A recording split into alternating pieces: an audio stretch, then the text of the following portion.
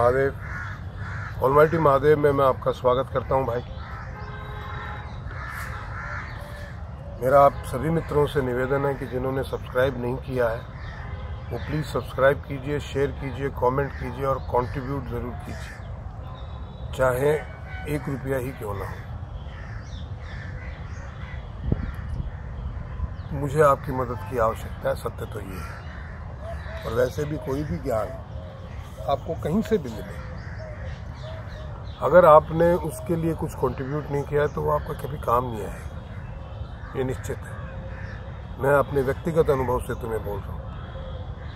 खैर मेरे पास तो कोई ज्ञान है नहीं, मैं तो अपने अनुभव साझा कर रहा हूँ आपसे, शायद आपके कुछ काम आ जाए।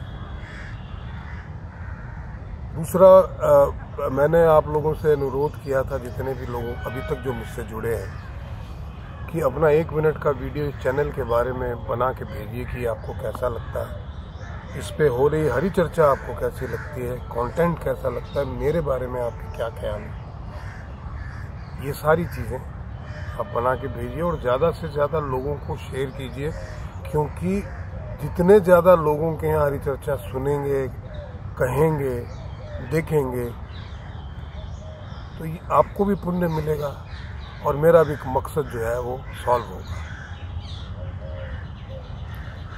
आज का जो वीडियो है, बहुत से लोग मुझे ये पूछते हैं कि हम तो बड़े अच्छे कर्म करते हैं और हमें फल बड़ा बुरा मिलता है। मैं बड़ा हंसता हूँ इस बात पे। मुझे कबीर जी की कुछ लाइनें याद आ गई और उसमें बड़ा सार है, इसलिए आज अपन उसी पे चर्चा करेंगे। कबीर जी कहते हैं कि करी कमाई आपनी कदे न निष्फल जाए,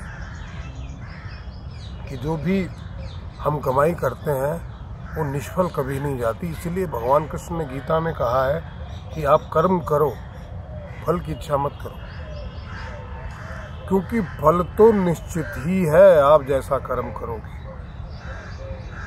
कर्मों के अनुसार फल तो मिलना ही मिलना है। कोई फल की कामना मत रखिए। क्यों? क्योंकि ये कोई इमीडिएट अफेयर नहीं है कि इधर आपने किया डाला मशीन में और उधर से निकल के आ गया। आज जहाँ पे आप हैं अपने पूर्वार्ध के कर्मों से हैं, तो उसको फलीभूत होने में इतना समय लगता है। आज जो अंबानी के घर पैदा हुआ है उसके कर्म है सिंचित, भोगने के लिए पैदा हुआ है। उसके डिपॉजिट कर्म थे और उन कर्मों को डिपॉजिट करते हुए उसकी ये इच्छा थी कि मैं इसके इस प्रकार से फल भोगूं तो उसको वही फल मिले। इसलिए आप इमीडिएटली कोई ये मत रखिए कि आपको जो इमीडिएटली फल मिल जाएंगे। वो राहुल गांधी वाला हिसाब नहीं, इधर से आलू डाला उधर से सोना आ गया। तो लेकिन ये निश्चित है कि कर्मों के फल मिलते ही मिलते हैं। तो इसलिए कबीरदास जी ने कहा है कि करी कमाई आपनी कदे न निष्फल जाए।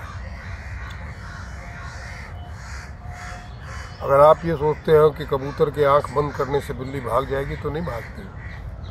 बिल्ली कबूतर के सामने पड़ती है ना, तो वो ये सोच के आंख बंद कर लेता है कि बिल्ली गई। बिल्ली छत से झपट्टा मार देती है। आप लोगों का भला करोगे तो आपका भला निश्चित ही होगा। आपने कभी बुरा किया होगा तो आज आपका बुरा हो रहा होगा।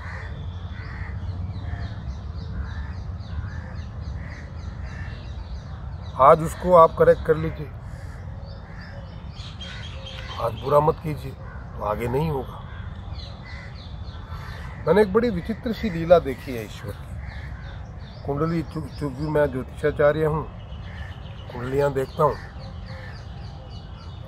तो मैंने देखा जिसका फर्स्ट हाफ बहुत तकलीफ में जाता है जीवन का, उसका सेकंड हाफ निश्चित ही अच्छा जाता है।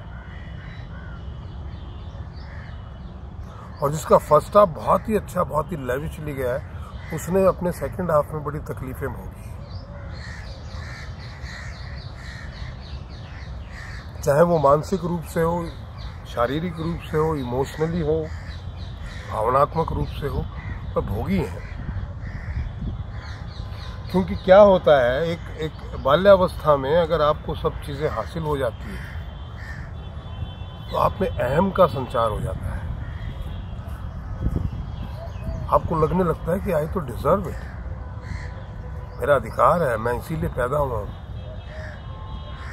और उस अहमवश आप बहुत सारी कुछ ऐसी क्रियाएं कर जाते हैं जिससे आपको सेकंड हाफ में भुगतना पड़ता है। ये नाम भूल गया मैं उनका, एक बहुत बड़े बिजनेसमैन है, हजारों करोड़ की उनकी प्रॉपर्टी, एक ही बेटा,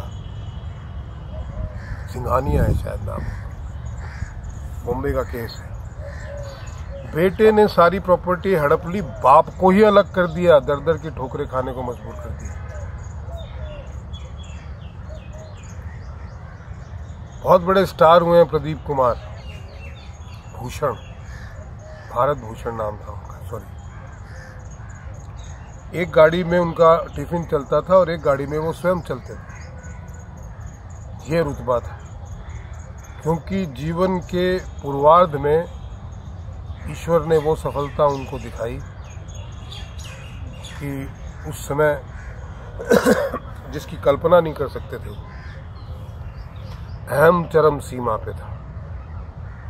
और अंत उतना ही दुखद, एक विरार की एक झोपड़पट्टी में, एक कमरे के मकान में, बहुत ही दुर्गंध आती थी उस मकान में, और बहुत ही क्षीणहीन अवस्था में उनकी मृत्यु हुई। अहम खा गया। तो जो भी आप कमाई करते हैं उसका फल तो आपको निश्चित ही मिलता है। आज जो आप संत देख रहे हैं तो वो क्या एक जन्म की कमाई से संत नहीं बने हैं, जन्मों जन्मांतर तक ईश्वर की आराधना में लगे रहे, तब जाके आज उनको संत की उपाधि मिली है। और आज भी अगर उनको अहम हो जाए तो कल फिर उसी अवस्था में आ जाए। और कमाई करने का मतलब ये नहीं कि आपने एक बार कर लिया और आप बाकी के जितने भी बचे हुए आपके सफर के का समय है वो आप भोगते रहेंगे ना। सतत कमाई करनी पड़ती है, सतत आपको अच्छे कर्म करते ही रहना पड़ता है, सतत आपको ईश्वर से जुड़े रहना पड़ता है, सतत अहम, काम, क्रोध, लोभ, मोह, अहंकार, इनसे दूर रहना पड़ता है। क्योंकि जिस दिन आप दलदल में उतरे उस दिन तो फंसते ही चले जाएंगे, होता है ना जीवन में ऐसा। इसलिए सतत सही रास्ते पे चलना पड़ता है, निरंतर। जहां रास्ते से भटके वहां गिरे। यही तो कबीरदास जी ने कहा है कि करी कमाई आपकी कदे न निष्फल जाए। फिर इसके ऊपर एक एपिसोड और बनाएंगे, क्योंकि आज मैं अगर इसके ऊपर और वार्तालाप करूंगा तो ये बहुत लंबा हो जाएगा और लोगों को इसमें इंटरेस्ट नहीं रहेगा। और सारहीन बातें करने से कोई तथ्य नहीं है। मुझे उम्मीद है कि आपको मेरी बातें समझ में आई होगी, इसलिए और निश्चित ही आप अच्छी कमाई करेंगे।